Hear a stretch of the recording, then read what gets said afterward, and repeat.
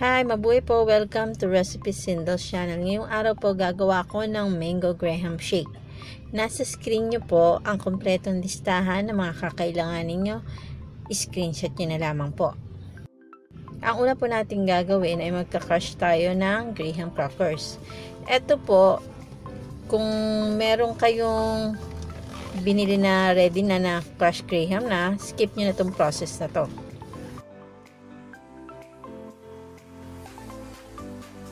Ang sumunod po, ipipepo natin yung ating mangga.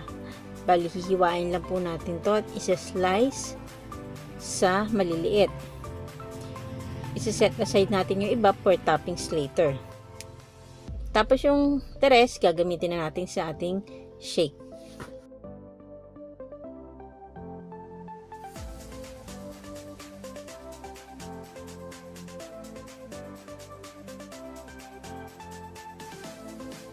Pagkatapos natin i-prepare yung ating mangga, lagay tayo ng heavy cream sa ating mixing bowl. Tapos, add din tayo ng konting sugar.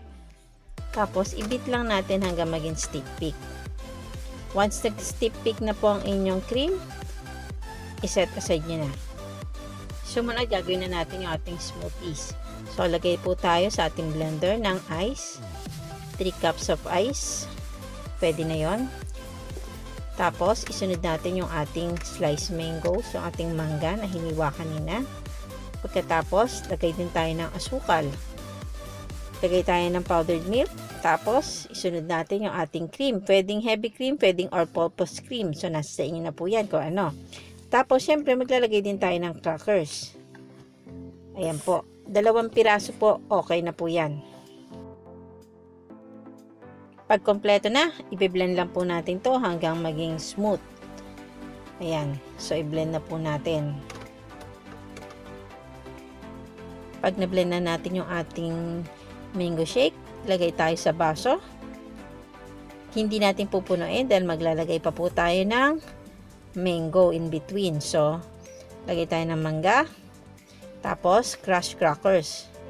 Kung gusto nyo rin maglagay ng cream pa, nasa inyo na po yan, pero kung hindi na, so lagay ko na po yung the rest ng ating smoothies o yung ating shake. Pagkatapos, lalagay ko na ng cream yung ginawa natin kanina na binit natin ng stick peak. So, depende sa inyo kung gusto yung mas marami pa, nasa sa inyo po yan. Tapos, syempre, lalagyan natin ng crushed crackers at pagkatapos ng crushed crackers, syempre, mangga. Maglalagay din tayo. Itatap natin to with mango, sliced mango. Ganyan lamang po ang paggawa ng Mango Graham Shake. Kung nagustuhan nyo po ito na panood niyo, huwag nyo pong kalimutan mag-like and share at subscribe sa aming channel. Click nyo lang po yung nakita nyo S button sa screen at syempre huwag nyo rin kalimutan i-share ito sa inyong timeline. Muli, maraming salamat sa panonood. Thank you for watching. Bye-bye. Till next time.